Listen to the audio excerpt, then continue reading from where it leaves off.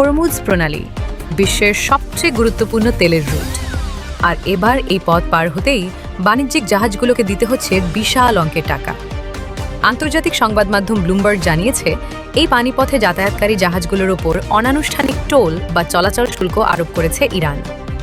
শুনে অবাক হবেন, প্রতিটি যাত্রার জন্য ইরান দাবি করছে প্রায় 20 লাখ মার্কিন ডলার।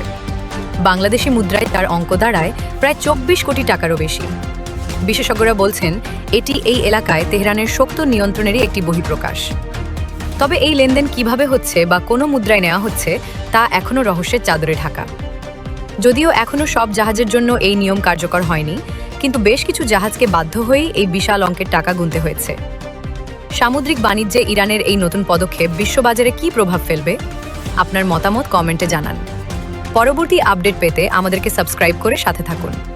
ভালো থাকুন, শুভেচ্ছা নিরন্তর।